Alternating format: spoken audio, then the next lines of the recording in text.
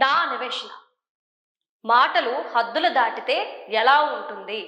ప్రజలు అంటే సపోర్ట్ చేసిన ప్రజలే ఎలా బుద్ధి చెబుతారు అనడానికి నా అన్వేషణ ఒక ఉదాహరణ.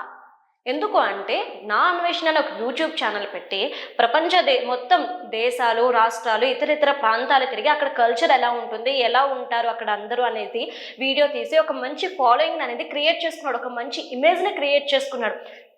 ఇలా ఉన్న వ్యక్తుల్ని చాలా మంది ఫాలో అవుతూ ఒక రోల్ మోడల్గా చూస్తారు. మరి అలాంటప్పుడు మన బాధ్యత ఎలా ఉంటుంది? నలుగురికి ఆదర్శనీయంగా ఉండాలి. అడ్డమైన వాటిల్లో తలదూర్చి నోటుకొచ్చినట్టు మాట్లాడితే ఎలా ఉంటది అంటే, ఈరోజు ప్రజలు చెప్తున్న బుద్ధి ఒక ఉదాహరణగా చూడాలి.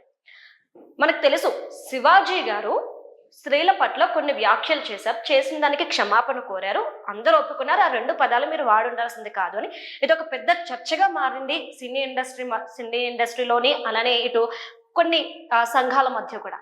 ఇలా ఉన్న నేపథ్యంలో నా అన్వేషణ అనే వ్యక్తి వచ్చి ఆయన ఎలాంటి మాటలు మాట్లాడారంటే, సీతమ్మ ద్రౌపది విషయంలో చాలా అసభ్యకరంగా, అలానే గరికపాటి గారి విషయంలో వాడలేని పదజాలం, శివాజీ గారి విషయాల్లో ఈ విధంగా చేసినందుకు లక్షల మంది, అంటే ఒక్క రోజులో లక్షల మంది ఆయన అన్ఫాలో కొడుతున్నారు.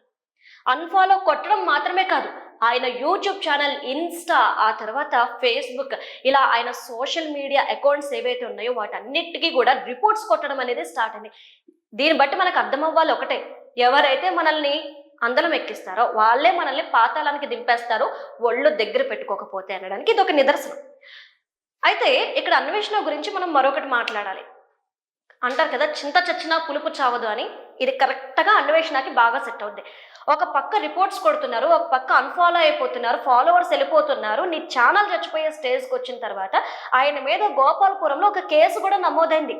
మా హిందూ దేవతల్ని కించపరుస్తున్నారు, మా స్త్రీలను కించపరుస్తున్నారు, ఆయన హద్దులు దాటి మాట్లాడారు, ఆయన మీద యాక్షన్ తీసుకోండి అని చెప్పేసి కేసు ఫైల్ చేస్తే స్త్రీలు, మహిళలు అందరూ కూడా ఆయన మీద రియాక్ట్ అయితే ఆయన దిగొచ్చి నన్ను అందరూ అన్సబ్స్క్రైబ్ చేసేస్తున్నారు, అన్ఫాలో కొట్టేస్తున్నారు, కాబట్టి నేను మిమ్మల్ని క్షమాపణ కోరుతున్నాను అంటూ ఆయన మాట్లాడిన మాటలు ఒక్కసారి వినిపించిన తర్వాత మనం ఏం మాట్లాడాలన్నా మాట్లాడదాం.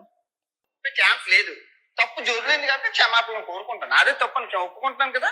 సో ఇప్పుడు నేను తప్పు చేస్తే రాత్రికి వినాయకుడి సన్నిధిలోనే రక్తం తప్పుకొని చచ్చిపోతాను కనుక నా తప్పు మీరు స్వీకరించకపోతే ఈ సంవత్సరం నుంచి నెక్స్ట్ సంవత్సరం వరకు అష్ట దరిద్రాలు మీకు అంటుకుంటాయి. ఛాలెంజ్ వినాయకుడి మీద ప్రమాణకం చేసి చెప్తున్నాను.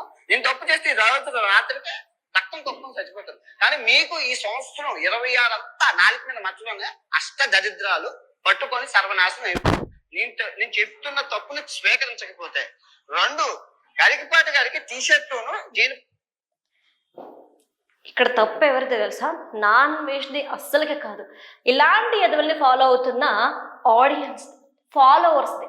ఇప్పుడైనా బుద్ధి వచ్చిందా మీకు? ఈయన చెప్పిన సారీని స్వీకరించకపోతే గనక ఈ 2026 ఏడాది మొత్తం కూడా మీకు అష్ట దరిద్రాలు పట్టుకుంటాయి. అంటే అరే బాబు, నువ్వు నాశనం అయిపోతావరా, నేను చెప్పింది నువ్వు యాక్సెప్ట్ చెయ్యి అని చెప్పి చాలా క్లియర్గా చెప్తున్నాడు. నన్ను అన్ఫాలో చేసినా సరే మీరు దరిద్రం పట్టుకుంటుందే మీకు అని చెప్పి. ఇలాంటి వ్యక్తిన మీరంతా ఫాలో చేసి అందలం ఎక్కించింది. ఇలాంటి వాడిగా మీరు కోట్లు కొల్లగొట్టింది. మీకేమైనా లాభం ఉందా? నా అన్వేషణ మరి ఇంత అన్ఫాలో అయిపోతున్నా. ఇప్పుడు 2 లక్షల మంది 2 రోజుల్లో 2 లక్షల మంది అన్ఫాలో కొట్టేశారు, అన్సబ్స్క్రైబ్ అయిపోయారు. ఆ తర్వాత ఒక ట్యాగ్లో నడుస్తుంది, ఒక హ్యాష్ ట్యాగ్ నడుస్తుంది, ప్లీజ్ అన్ఫాలో అండ్ అన్సబ్స్క్రైబ్ నా అన్వేషణ అని చెప్పేసి. ఇటు హిందూ సంఘాలు వచ్చాయి.